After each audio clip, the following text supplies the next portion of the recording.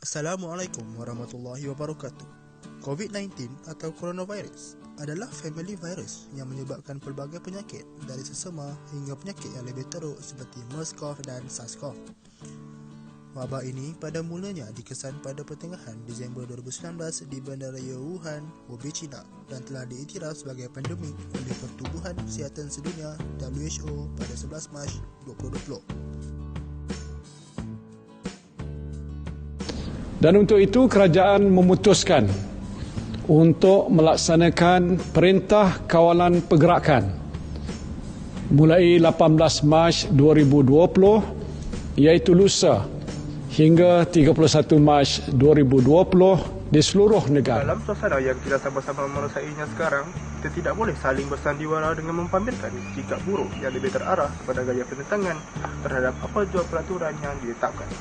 Lebih daripada itu, sangat kita kesali kerana masih terdapat segelintir yang memandang ringan setiap peraturan yang diwujudkan yang bermatlamat untuk kesejahteraan dan keselamatan rakyat, sambil lewa dan enggan mematuhi peraturan dan undang-undang yang digariskan pemerintah, menunjukkan yang kita belum berjaya memiliki nilai peribadi seorang Muslim yang sebenar. Menerusi surah An-Nisa ayat 59, Allah berfirman, يا أيها الذين آمنوا أطيعوا الله وأطيعوا الرسول وأولي الأمر منكم فإن تنازعتم في شيء فردوه إلى الله والرسول إن كنتم تؤمنون بالله واليوم الآخر ذلك خير وأحسن تأويلا.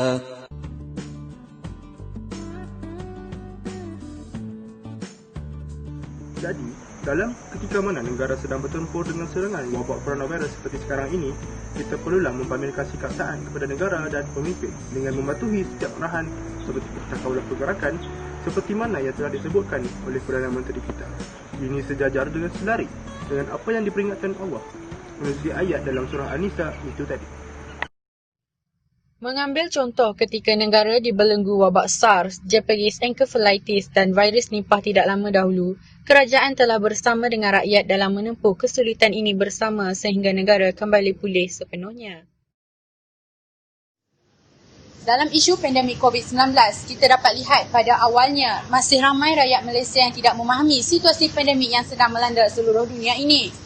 Kerajaan telah mengambil langkah tegas, namun masih terdapat segelintir masyarakat yang ingkar.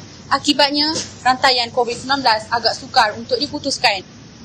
Tetapi, lama-kelamaan hasil daripada ketangkasan dan kebijaksanaan pemimpin menangani wabak ini, Malaysia berjaya mengawal penularan wabak COVID-19.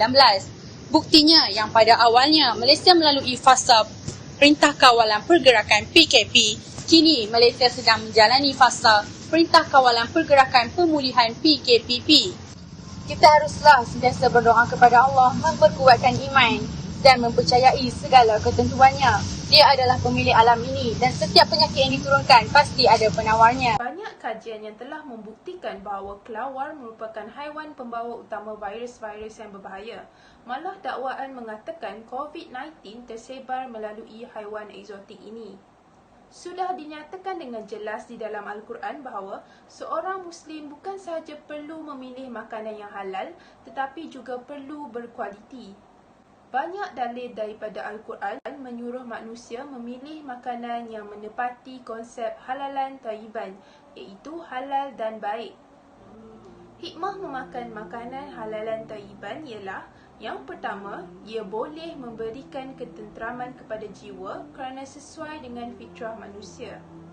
Kedua, ibadat dan amal soleh yang dikerjakan diterima dan doa yang dipanjatkan dimakbulkan. Akhir sekali, makanan berstatus halal dapat membantu menghindarkan diri daripada pelbagai jenis penyakit. Allah berfirman dalam surah Al-A'raf ayat 157 yang bermaksud, dan ia menghalalkan kepada mereka segala benda yang baik dan mengharamkan kepada mereka segala benda yang buruk. Jadi merujuk kepada COVID-19 ini yang puncanya kemungkinan datang daripada kelawar, perlulah kita mengenal pasti haiwan mana yang halal dimakan dan haiwan mana yang haram dimakan. Antara haiwan yang halal dimakan adalah haiwan ternakan seperti unta, lembu, kambing, biri-biri dan seladang. Sementara itu, semua haiwan buas yang bergigi taring adalah haram.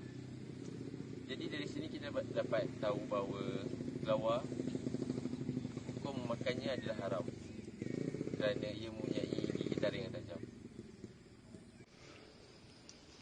Larangan Allah bagi memakan binatang yang haram dimakan adalah kerana untuk menjaga kebersihan dan kesihatan hamba-Nya, seperti mana telah diterapkan dalam agama Islam. Allah SWT sememangnya telah memastikan makanan yang bersih saja boleh dimakan oleh hamba-Nya. Buktinya adalah daripada potongan ayat Al-Quran sebentar tadi, di mana Allah hanya membenarkan hamba-Nya untuk memakan makanan yang bersih saja, iaitu makanan yang halal. Jadi secara logiknya kita dapat tahu jika makanan tersebut diharamkan, sudah tentu puncanya adalah kerana makanan itu tidak bersih ataupun tidak selamat untuk dimakan oleh manusia.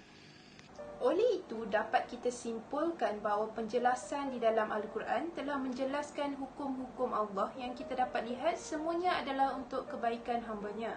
Jadi, sama-samalah kita memperbaiki diri dan mengambil iktibar dari pandemik COVID-19 ini dengan mempraktikkan ajaran yang dituntut dalam Islam.